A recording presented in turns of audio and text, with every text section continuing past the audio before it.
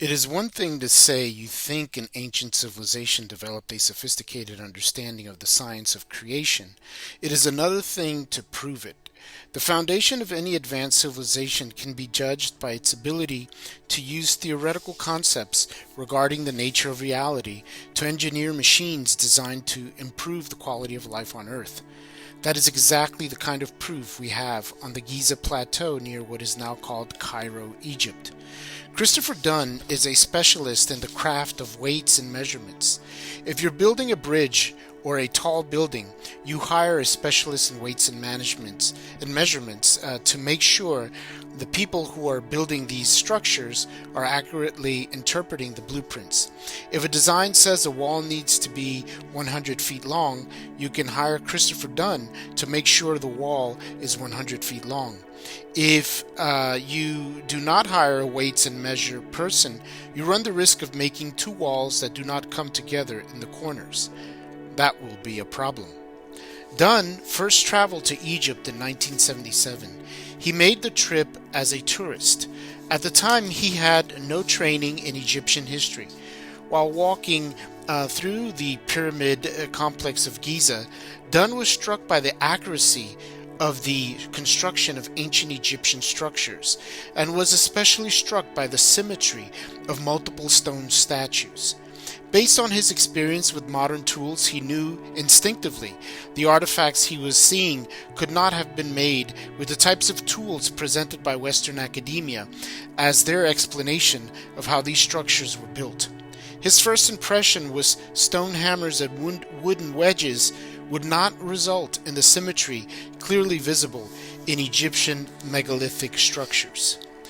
Because Dunn always traveled with his weights and measurement toolkit, he was able to make calculations convincing him what he was looking at was made with sophisticated power tools with the ability to cut through stone with the precision of a laser.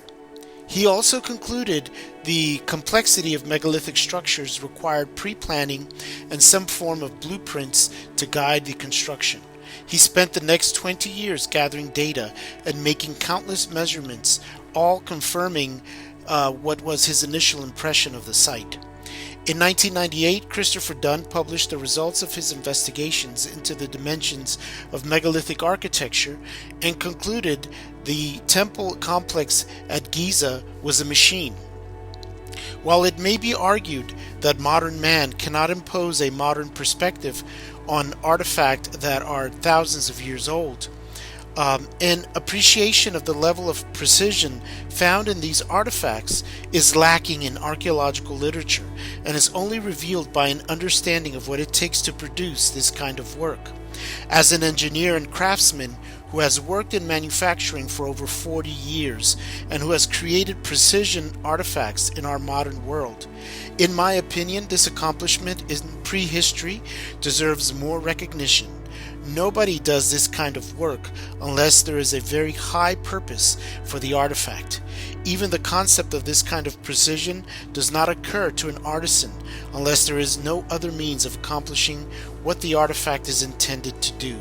The only other reason that such precision would be created in an object would be that the tools that are used to create it are so precise that they're incapable of producing anything less than precision. With either scenario, we're looking at a higher civilization in prehistory than what is currently accepted. To me, the implications are staggering. In his book, The Giza Power Plant, Dunn makes a detailed investigation into his theory that the pyramids at Giza were used as a machine to generate free energy. I began to see the drawings of the Great Pyramid with its numerous chambers and passageways, positioned with such deliberate accuracy as the schematics of a very large machine. I became convinced that it could not be anything else, and I set about trying to understand how this machine operated. The effort could be considered similar to what is known as the process of reverse engineering. To be successful at this, I knew that I had to find an answer for every single detail found within the Great Pyramid. I could not ignore any evidence or twist it in any way. I was determined to prepare a report that was accurate and as honest as I was capable of making it. The theory Dunn presents in his book is based on the idea the Great Pyramid of Giza was an acoustical chamber. The large amounts of crystal in the sandstone used to construct the pyramids created a harmonic resonance with the earth and used the vibrations from that resonance to generate microwave radiation. These are the exact same principles used by Nikola Tesla to pull electricity out of the ground. The energy produced by this mechanism is free, clean, and unlimited. When Tesla built a prototype to prove his concepts were viable, his lab was destroyed in a fire, and he essentially went into seclusion. In simple terms, Tesla built a capacitor storing electromagnetic energy produced in nature from the movement of underground water tables.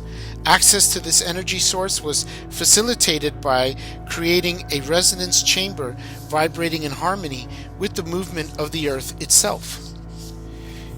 His inventions essentially mimic the process described by Christopher Dunn in his analysis of the Giza power plant. In an interview with the Brooklyn Eagle on July 10, 1932, Nikola Tesla described his theory of accessing free energy. I have harnessed the cosmic rays and caused them to operate a motive device. Cosmic ray investigation is a subject that is very close to me. I was the first to discover these rays, and I naturally feel toward them as I would toward my own flesh and blood. I have advanced a theory of the cosmic rays, and at every step of my investigations, I have found it completely justified. The attractive feature of the cosmic rays is their constancy. They shower down on us throughout the whole 24 hours. And if a plant is developed to use their power, it will not require devices for storing energy as would be necessary with devices using wind, tide, or sunlight. All my investigations seem to point to the conclusion that they are small particles, each carrying so small a change that we are justified in calling them neutrons. They move with great velocity, exceeding that of light. More than 25 years ago, I began my efforts to harness the cosmic rays, and I can now state that I have succeeded in operating a motive device by means of them. I will tell you in the most general way. The cosmic ray ionizes the air, setting free many chargers, ions, and electrons. These charges are captured in a condenser, which is made to discharge through the circuit of the motor. I have hopes of building my motor on a large scale, but circumstances have not been favorable to carrying out my plan. Brooklyn Eagle on July 10, 1932. To engineer his idea, Tesla took a RE valve invented by T.H. Morey. This valve used oscillator tubes, also known as magnetron transducers, to generate high voltage energy. Tesla discovered that high voltage energy has a secondary effect of producing cold fusion. In the process of cold fusion, there is a nuclear reaction that does not result in a huge explosion, and that does not generate deadly radiation. It does produce a flash of light that generates no heat, hence the name cold fusion. It would be fair to say free energy is a fundamental element in the future survival of the planet. Tesla's theory, coupled with Dunn's analysis of the pyramid, could make that possible. Here's how it works. Stick an antenna high in the air attached to a capacitor. Place the other end of the antenna into the ground. The difference in the natural frequency of the air and the natural frequency of the earth will charge the capacitor with electricity. To convert the electrical charge in the capacitor to a usable electrical current, you need a switching device discharging the electricity in the capacitor at set intervals. This is called ionic oscillation. If you want more details on how to create your own personal free energy machines, Tesla received a patent for this process in 1901. The patent is called Apparatus for the Utilization of Radiant Energy, U.S. Patent number 685957. Further details of his invention are included in a patent called Method of Utilizing Radiant Energy, U.S. Patent number 685958. In simple terms, Nicholas Tesla pioneered the use of solar energy in modern times. Radiant energy, as used by Nicholas Tesla, is described in an article by Bruce A. Peralt. In 1901, Nikola Tesla was one of the first to identify radiant energy. Tesla says that the source of this energy is our sun. He concluded that the sun emits small particles, each carrying so small of a charge that they move with great velocity, exceeding that of light. Tesla further states that these particles are the neutron particles. Tesla believed that these neutron particles were responsible for all radioactive reactions. Radiant matter is in tune with these neutron particles. Radiant matter is simply a retransmitter of energy from one state to another. From the electric potential that exists between the elevated plate plus and the ground minus, energy builds up in the capacitor, and after a suitable time interval, the accumulated energy will manifest itself in a powerful discharge. That can work.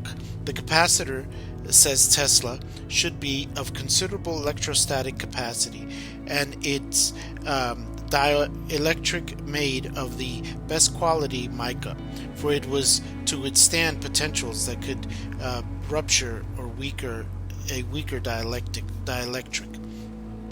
The idea behind Tesla's access to free energy was based on the trapping the energy existing between the surface of the Earth and the Earth's upper atmosphere. He believed the electrical charge of the upper atmosphere was caused by the electrical charge hitting the Earth from the sun. He called this energy source cosmic energy and described it as varying in intensity between night and day and from season to season. The charge from the sun directed towards the Earth were what he called positive isotopes, and the electrical charge directed from the Earth towards the outer rim of the Earth's atmosphere he called negative isotopes. Tesla noticed that natural gases in the atmosphere function as insulators between the positive and negatively charged electrical elements in the natural environment. To access the energy stored in the Earth's atmospheric insulator, you needed to create what could be called an electronic sinkhole. You needed to create a space in an area with less electrical charge than is normal on the Earth's surface. This electrical sinkhole would function as a giant battery, drawing energy towards it to equalize itself with the surrounded energy frequencies. Tesla discovered that when positive and negative energy interacts, it sets up a resonance cycle as described by James Clerk Maxwell. At a certain point in the cycle, the waveforms of electrical energy from the positive and negative charge neutralize each other. This point in the cycle is called the zero point. As Maxwell predicted, the zero point transfers an electromagnetic wave into a horizontal beam. This horizontal beam, based on the structure of creation, becomes an unlimited source of free energy. Support for the idea Nicholas Tesla was using his understanding of paleoscience are in the books by Joseph P. Farrell, The Giza Death Star, The Giza Death Star Deployed, The Giza Death Star Destroyed, The Ancient War for Future Sciences, Secrets of the Unified Field, The Philadelphia Experiment, The Nazi Bell, and The Discarded Theory, The Cosmic War, Interplanetary Warfare, Modern Physics, and Ancient Texts. In these books, Dr. Farrell makes documented references to ancient texts that refer to the pyramids at Giza as weapons. Academia refers to these texts as myths, legends, and folklore. One of the references Dr. Farrell describes is a complete list of the mechanical objects, crystals, and resonant tubes removed from the pyramids at Giza in ancient times when it was decided they should be shut down. According to Dr. Farrell's research, the reason for this decision was based on the destruction of a planet. The remnant of the destroyed planet takes the form of the asteroid belt, a collection of space debris orbiting the sun. Western science has no explanation for this field of debris other than to say they have no explanation for this field of debris. Dr. Farrell makes a compelling argument in his books. The pyramids were able to draw energy from both the Earth and the solar system, giving it the power to create a massive field of destruction. We know the ancients understood this principle because they engineered their understanding of this principle in the form of stone circles, frequently described as ceremonial sites like Stonehenge in England and Adam's Calendar in South Africa. The ancient coded their understanding of this phenomenon into their oral scriptures, where the expansive electrical charge from the sun is described as male spirits, and where the contractive electrical charge from the earth is described as female spirits. To map the shift in this fundamental energy relationship, the ancients charted the shift by marking the alignment of the sun, the moon, the stars, and the planets in relationship to significant anomalies along the horizon. This process became the basis for the paleo science of astrology. The ancients noticed the shift in the levels of electrical impulses around the earth influenced the intensity of gravity.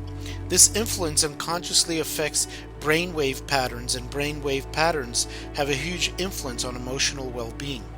The idea is this: when consciousness experiences a decrease in gravitational pressure, consciousness expands and can penetrate invisible dimensions of reality. Ancient texts refer to this ability as entering the realm of spirit. The personal study of this phenomenon is called the horoscope. Astrology as a science was used by the ancients to both analyze the availability of electrical energy and to analyze the measurable shift in the inner world of human emotions. The correlation between these two cosmological factors is the foundation for the science of alchemy. The alchemical process makes use of both the consciousness of the alchemist and the influence of cosmic energy patterns to facilitate the process of transforming one thing into another thing. The ancients called this process shape-shifting. David Bohm called it quantum physics. In ancient times, this process was used for terraforming planet Earth. The ancients knew how to use megalithic stone machines to create a better world because they understood the fundamental connection between consciousness and physical reality. The ancients also understood everything in creation has consciousness, including the earth itself. When the earth needs to adjust the environment to compensate for the negative influences of human life, it does things like generates crop circles. Alternative researchers have confirmed crop circles generate energy. Crop circles might contain a blueprint for a new form of energy that would one day be unraveled by scientists. By Crop Circles, Harbingers of World Change by Alec Bartholomew. This theory holds true unless you believe the crop circles were created by Doug and Dave. The ancients were able to build an advanced culture based on the manipulation of huge stones because their science was based on the idea everything in creation has consciousness, and consciousness can be used to shape the world. If it is true creation has consciousness, and if it is true non-human forms of consciousness can communicate with human forms of consciousness, this truth is meaningless unless human consciousness pays attention. Ancient paleoscience was used to shape the environment we live in. This same science could be used to repair the damage done to our planet by those who ignored the implications of their thoughtless actions. If you pollute water, eventually the water will be undrinkable. This is not a complicated idea, yet it remains an elusive thought among those who regulate the use of water. The ancients gave us the tools to fix what is broken. We simply need to ignore the academic judgment these ideas were fairy tales and consider the possibility they might hold the key to survival. Instead, the few who control the many have kept this information a secret. On the day Nikola Tesla died, the FBI confiscated all his research papers. They removed over 90 trunks from the New Yorker hotel. 30 of these trunks are stored at the Tesla Museum in Belgrade, Serbia. The other 60 trunks of material were given to the Dean of Princeton, Vannevar Bush. He gave the material to the Princeton Dean of Physics, a man named John Trump. Otto Skorzeny was Adolf Hitler's bodyguard. On his deathbed, Otto claimed the death of Nikola Tesla was reported to the FBI by an orphan later known by the name of George Bush Sr. John Trump had a nephew who became president of the United States. Assuming these stories are true, it would seem keeping secrets leads to political perks.